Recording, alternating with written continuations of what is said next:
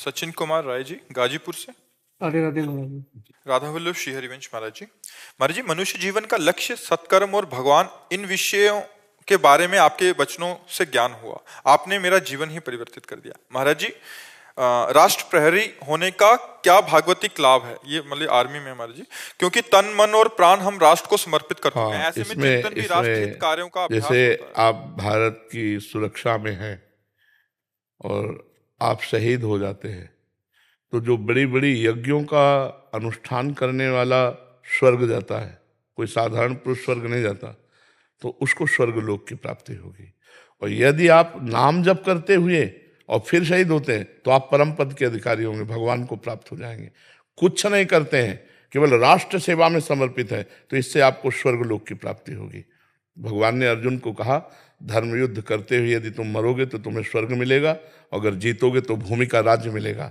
और हम कहते हैं अगर बीच में मामनुष्मर युद्ध च भगवान का स्मरण करते हुए आप पधारे तो सीधे भगवान की प्राप्ति होगी।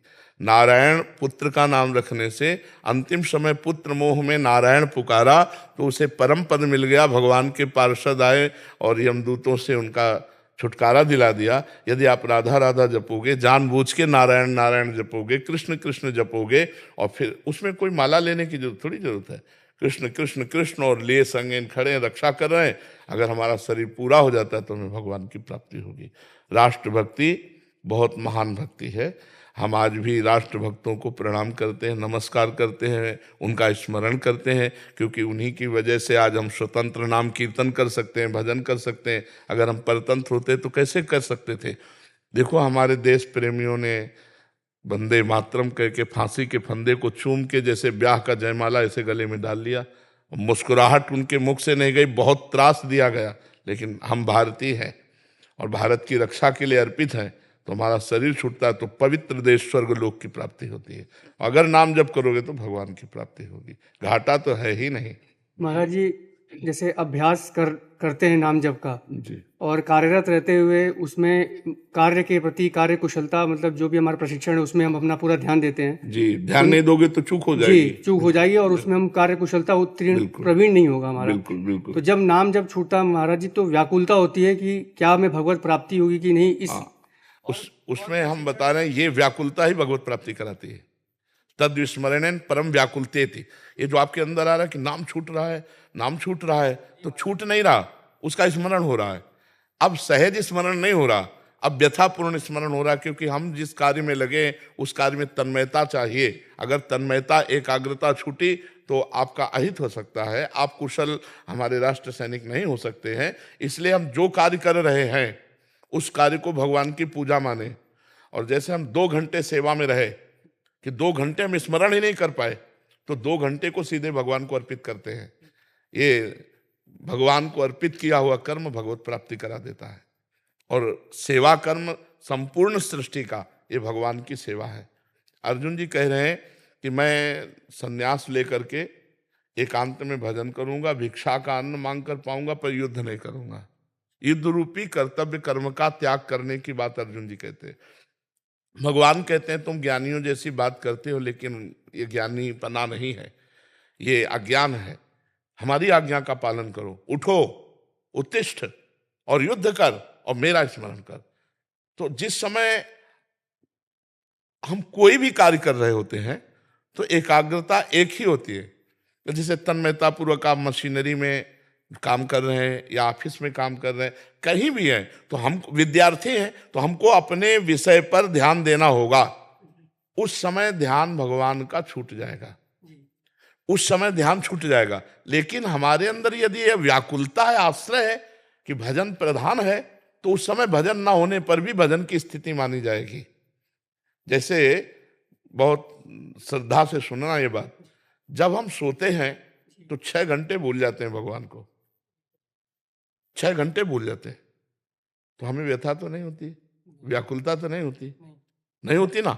लेकिन अगर हम सोते समय राधा राधा रटते हुए और हमारे अंदर थोड़ा सा ये है कि यार 6 घंटे आप नींद में चले जाएंगे, तो जितनी देर हम जगें राधा राधा राधा राधा सो गए, अब जगेंगे तो निद्रा समाधि स्थिति, उसका भजन माना जाएगा। हम मूर्छित हो गए तो हमसे भजन होगा नहीं, भगवान का स्मरण होगा नहीं। अब उस समय हमारे प्राण छूट जाते हैं तो क्या हमें भगवत प्राप्ति नहीं होगी? पक्का होगी। मूर्छा के पहले यदि हम राधा रटते रहे तो मूर्छा अवस्था भी राधा मानी जाएगी। तो आप कार्य में जाने के पहले राधा रट रहे थे, जब कार्य में गए तो 4 घंटे 6 घंटे 10 घंटे आप कार्य में मगन रहे तो आपको भजन ही माना जाएगा। ऐसे भजन होता है। नहीं तो जैसे हम आपसे बात कर रहे हैं, सुबह से हम लगे, हमारा 12 बजे से एक दिनचर्या चलती है, 2 बजे रोड में आ जाते हैं, हजारों सबसे मिलते हैं, ऐसे सत्संग ये सब चल रहा है। अब हम एकाग्र तो नहीं है। अगर हम आप अपनी जगह एकाग्र हो जाए तो हम सुन ही नहीं पाएंगे कि आपने प्रश्न क्या किया, क्योंकि एकाग्रता अगर हम अंतर्मुख कर लें तो हमारे कान हैं लेकिन शब्द नहीं पकड़ पाएंगे। अभ्यास होता है ना, जैसे हम अंदर से शांत एकदम घुस जाए अपने अंदर, तो अब तुम बोलते रहो, नगाड़ा बजाते रहो, हमें कोई मतलब नहीं है। तो हम बिल्कुल बाहर है, इस समय बिल्कुल बाहर है कि आप क्या बोल रहे हो, एक एक शब्द पकड़ के उसका उत्तर देना है। लेकिन हम भजन में हैं। हम किसके लिए कर रहे हैं? भगवान के लिए कर रहे हैं। हम आपको भगवान मानकर आपसे बात कर रहे हैं कि मेरे भगवान इस रूप में आए और भगवान की चर्चा कर रहे हैं, तो ये कर्म भगवत अर्थ कर्म हुआ, भगवत समर्पित कर्म हुआ। आप 4 घंटे 8 घंटे कार्य करने के बाद एकांत जहां हो, हे भगवान ये कर्म आपके निमित्त आपको समर्पित, उससे भगवत प्राप्ति हो जाएगी। अपने स्वार्थ के लिए जो पाप कर्म किया जाता है वो दुर्गति कराता है। राष्ट्र के लिए 1000 आदमी को गोली मार दी जाए जो हमारे राष्ट्र की हानि करने वाले हैं, तो पुरस्कार मिलेगा और आपको भगवत प्राप्ति होगी। समझ रहे ना? बहुत जोर का काम है, आपका कोई कमजोर काम नहीं। हम और दुपट्टा उड़ावे चाहे ना, राष्ट्र सैनिकों को जरूर आदर करते हैं। संत और सैनिक ये दोनों हमारे लिए समान और बंदनीय है, क्योंकि कहीं भी लगा दो, कहीं भी लगा दो, भोजन की, शरीर सुख की कोई परवाह नहीं, लगे हुए हैं। अब एक क्षण में शरीर छूट सकता है, कहाँ कौन विरोधी छुपा हुआ है, कहाँ कौन आक्रमण कर दे। तो इसलिए हम प्रणाम करते हैं अपने भारत के सैनिकों को, और ये हमारे वचन सुन लें, क्योंकि बहुत लोग सुनते हैं, बहुत से शिष्य भी हैं।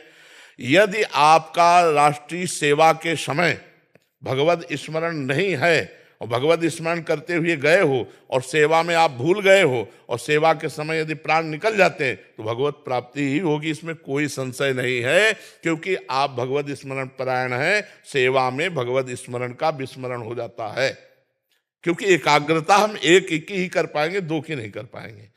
दो एकाग्रताएं नहीं होती, एकाग्रता एक ही होती है। जैसे ड्राइवर बात कर रहा है, लेकिन उसकी एकाग्रता बात में अगर गई तो एक्सीडेंट हो जाएगा। उसकी एकाग्रता ड्राइविंग में है, वो बात भले कर रहा है लेकिन बात जो है वो एकाग्रता पूर्वक नहीं है। एकाग्रता उसकी, अगर वो एकाग्रता करेगा तो फेल हो जाएगा। तो अगर हम अपनी राष्ट्र सेवा में एकाग्र हैं तो हो सकता है भगवान का विस्मरण हो जाए, लेकिन हम स्मरण करते हुए उस सेवा को गए, और जब संपन्न हो तो उसी सेवा को भगवान को समर्पित कर दो। जो जहां है अपने कर्तव्य को अपनी सेवा समझे और जहां तक बन सके नाम स्मरण करो, शेष सेवा को भगवत समर्पित कर दो। वो भागवत धर्म कहलाता है। भगवान को समर्पित हुई सेवा पूजा बन जाती है और वही भगवत प्राप्ति कराती है। अब हर समय जिनके कोई कार्य नहीं है लौकिक, संत महात्मा, वो तो भजन कर सकते हैं, लेकिन हर समय गृहस्थ में हर समय जो सेवारत हैं उनसे भजन नहीं हो सकता। तो उनका सेवा ही भजन है। इसीलिए कर्मयोग बनाया है भगवान ने, ज्ञान योग बनाया है, भक्ति योग बनाया है, अष्टांग योग बनाया, तो कर्मयोग भी बनाया है। कर्मयोग से सीधे भगवत प्राप्ति है, उसको भगवान को समर्पित कर दो। समझ गए महाराज जी? हमारी जो अर्धांगनियां हैं ये भी एक तरफ से गृहस्थ में रह के हम दूर रहते हैं और हमारे तपस्वी है। बिल्कुल बिल्कुल बिल्कुल। तो जो पति को गति प्राप्त होती है, ऐसी पत्नियों को ऐसी ही गति प्राप्त होती है, यदि वो व्यभिचार परायण ना हो तो। यह शर्त है, क्योंकि अब शब्द ही तो है ना। तो जैसे हम कह रहे हैं कि जो पति की गति होती है वही उस पत्नी की गति होती है जो पति परायणा होती है। अगर वो पर पुरुष रति करती है तो उसकी दुर्गति होगी, वो पति परायणा नहीं मानी जाएगी, वो पति की सदगति के साथ नहीं जाएगी। और जो तप कर रही, तप का मतलब वेग आते हैं, उन वेगों को सह रही है, वो वहां सह रहा है, तो दोनों की एक ही गति होगी।